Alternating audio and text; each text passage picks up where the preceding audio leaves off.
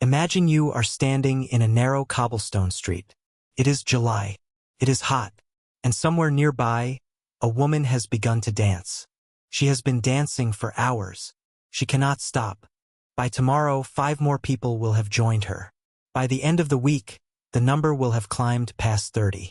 By August, somewhere between 400 and 400 people will be convulsing, spinning, and writhing through the streets of Strasbourg, a city in what is now northeastern France, and many of them will dance themselves to death.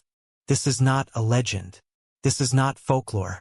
This is a documented historical event. And the explanation is far stranger than you think. The year is 1518. Europe is exhausted. The previous winter had been brutal. Crops had failed across the Rhine Valley. Famine had swept through communities that were already staggering under the weight of disease and poverty. The Black Death had come and gone in waves for over a century and a half, taking entire generations with it. Syphilis had arrived in Europe only 2 decades earlier and was spreading fast. People were dying in ways they could not understand, for reasons they could not explain, and there was no institution on earth capable of making them feel safe. It begins with a woman named Frau Troffea. Historians like John Waller, who wrote the definitive account of this event in his book A Time to Dance, A Time to Die, place her at the center of the outbreak. On a summer day in mid-July, she steps into the street and begins to dance. No music, no visible reason, just movement, compulsive and relentless, that she cannot control and cannot explain. Within days, her neighbors join her. The city authorities are baffled. They consult physicians. The physicians rule out the supernatural, a remarkable instinct for the era, and instead offer a medical diagnosis rooted in the thinking of the time. Too much hot blood, they say. Too much heat in the body. The cure, they decide, is more dancing. The logic being that the afflicted must be allowed to dance the fever out of their systems. So the city of Strasbourg does something extraordinary. It hires musicians. It constructs wooden stages. It brings in professional dancers to keep the afflicted company. It opens guild halls so the dancers have space to move. The city essentially throws a party for people who cannot stop moving. This makes everything worse. The crowds grow. The dancing spreads. People are collapsing from exhaustion, from dehydration, from heart failure. Some accounts report that as many as 15 people are dying per day at the peak of the outbreak. The streets of Strasbourg fill with the sound of drums, with the scraping of feet on stone, with the moaning of people who are desperate to stop and find that they cannot. What is actually happening here? Historians and scientists have spent centuries trying to answer that question. The ergotism theory, the idea that the dancers had consumed rye contaminated with ergot fungus, which contains compounds chemically related to LSD, was popular for a long time. Ergot poisoning can cause convulsions, spasms, and hallucinations. It has been linked to other episodes of mass hysteria throughout European history, including, controversially, the Salem witch trials. But John Waller and other scholars have largely moved past the ergotism explanation when it comes to 1518.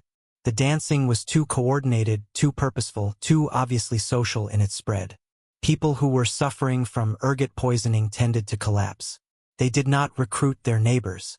What Waller and others argue instead is that what happened in Strasbourg in 1518 was an episode of mass psychogenic illness, what used to be called mass hysteria, though that term has fallen out of favor in clinical literature.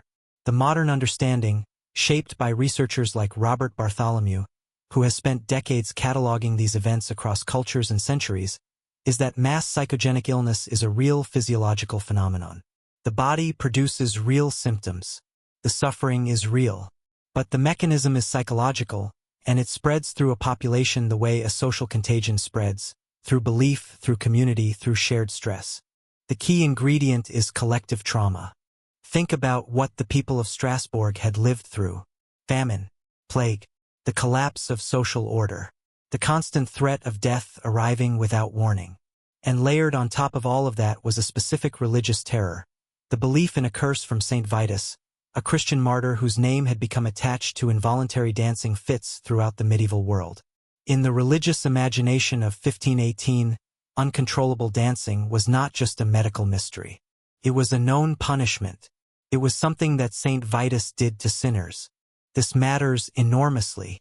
When Frau Troffea began to dance, the people around her had a pre-existing framework for understanding what they were seeing. They did not need to invent an explanation. The explanation already existed in their culture. And once your brain accepts a framework like that, once you believe that a particular symptom is possible, that your community is vulnerable to it, that you yourself might be next, your nervous system becomes capable of producing that symptom. This is not weakness. This is not stupidity. This is how the human brain works under conditions of extreme stress. The psychologist Mary Devereux and other researchers studying modern outbreaks of mass psychogenic illness, in schools, in factories, in tight-knit communities under pressure, consistently find the same pattern. A trigger event in a high-stress environment. A first case that gives the community a visual template for the illness. Spread along social lines, typically among people who know each other. And almost always, an underlying current of collective anxiety that has no other outlet. The brain, under unbearable stress, finds a way to scream. In 1518, the scream took the form of dancing. By September, the outbreak had ended as suddenly as it began. The city authorities, reversing their earlier decision, shut down the music, sent the dancers to a mountaintop shrine dedicated to, yes, Saint Vitus, and ordered public prayer and fasting. Whether this worked because of the religious intervention or simply because the social contagion ran its course, no one can say for certain. But the dancing stopped. Frau Troffea disappears from the historical record. We do not know if she survived. We do not know if she ever understood what happened to her body in those streets. We only know that she started something that her city could not stop, and that she did it in the middle of a summer that her community was barely surviving. Here is what is worth sitting with. Mass psychogenic illness has not gone away. It shows up in modern schools, where clusters of teenagers develop identical symptoms that no medical scan can explain. It shows up in factories, where workers in high-stress environments begin to collapse together. It shows up online, where social media has created the conditions for psychogenic spread at a scale that 1518 Strasbourg could never have imagined. Researchers like Robert Bartholomew have documented hundreds of modern cases. The specific forms change. The underlying mechanism does not. When a community is under enough stress, when the social fabric is strained enough, when fear has nowhere to go, the body finds its own exit. It always has. The dancing plague of 1518 is not a strange footnote from a more credulous age. It is a mirror. The question it reflects back is simple. When your world becomes too heavy to carry, when the pressure builds without any way out, what does your body do with what your mind refuses to hold? The people of Strasbourg answered that question in July of 1518, in the streets, in the heat, with their feet. You already know the answer too. You feel it in your chest when the news cycle spins out of control. You feel it in your jaw at 3 in the morning. You feel it in your hands when nothing around you makes sense and you cannot explain why your body feels like it is vibrating. Your ancestors stood in that street once. And somewhere inside you, they are still dancing.